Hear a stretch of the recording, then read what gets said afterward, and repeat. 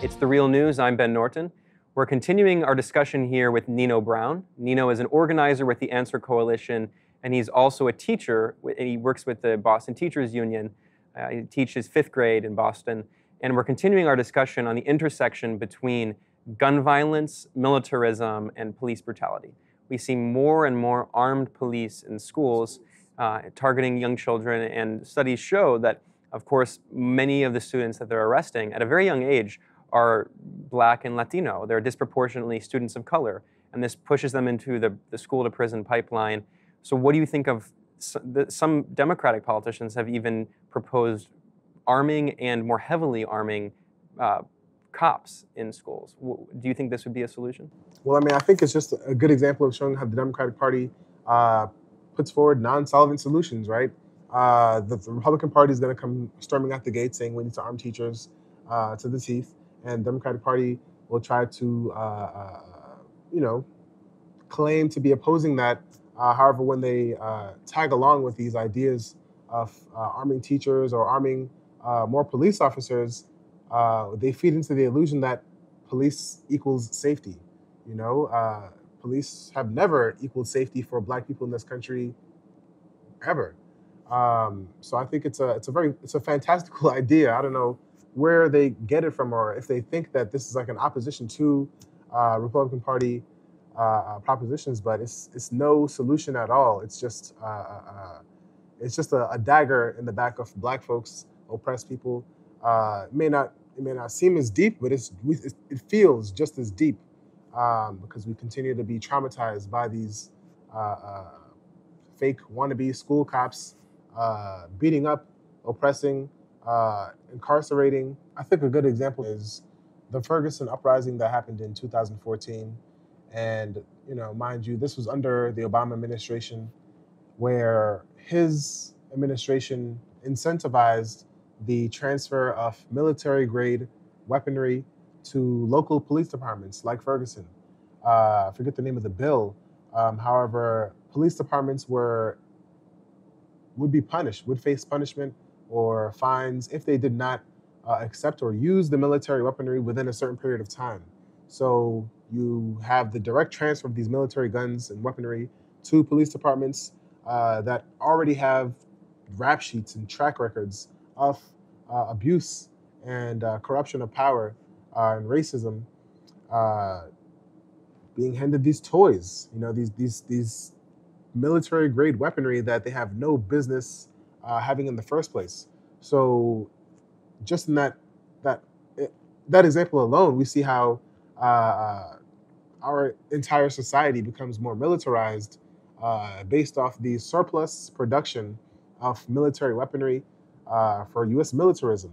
So there's no way we can imagine peace in our streets without also fighting for peace, or actually ending U.S. militarism to cut the umbilical cord between the police and the military-industrial complex. I want to conclude here with a particular case study. Let's look at Parkland. This is a recent horrific shooting in Florida.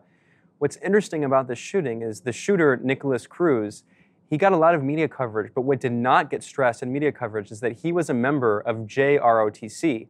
That is, he was training to be part of the U.S. military. This is a really important point that did not get stressed enough because, again, we have this bipartisan, unanimous support for militarism and for the U.S. military. But this was someone who was trained by the U.S. military as a teenager. He was 19 years old when he carried out this horrific massacre. He was trained by the U.S. military to teach or to shoot weapons, to shoot rifles, and some of the same weapons he used in the attack. He used an assault rifle in the attack. So this training didn't come from nowhere. And even beyond that, not only was he a member of the JORTC team training to be part of the military, he was also himself far right. He was fascistic. I mean, he posted stuff online that was extremely right-wing, white supremacist. He wore Trump's "Make America Great Again" hat, and there are even reports that he had carved a swastika into his backpack and other objects he had on him. So can you talk about this link between militarization of schools and far-right ideology, and why is this not at the center of the discourse around school shootings in this country? Well, I think, so when you look at the U.S. military as it exists today, it historically has been a force of occupation, colonialism. So the ideas that the military justifies or uses to justify this are racist, far-right, fascistic ideology. Even to the point where there have been U.S. military officers posing with the SS flag, which is a older neo-Nazi symbol. So we have to just accept the fact that the U.S. military is not some pure, pristine formation. There are neo-Nazis, right-wing elements in that. So it's only logical to think that those who are in the army, if they're already right-wing, racist, neo-Nazi forces in the army, who's training these young people in these high schools, right? We can't. I don't know of any studies that shows this directly. However, just given the history of this country, given the history of the military, it's not out of the realm of a possibility to assert that the military has no place in training young people to handle any kind of weaponry, because the U.S. military, the way they handle their weaponry, is directly in violation of all of the illusions or basis of democracy, human rights that they put forward. So it makes sense. It makes sense that folks like Nicholas Cruz, who go through JROTC, are further imbibed with reactionary far-right ideology.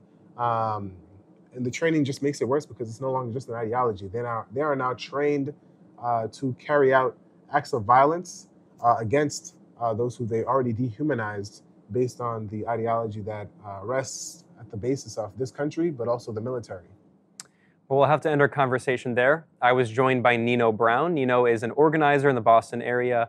He works with the Answer Coalition, and he's also a teacher. He's in the Boston Teachers Union, and he spoke this March at the Boston March for Our Lives. Thanks for joining us. Thank you. Reporting for The Real News, I'm Ben Norton.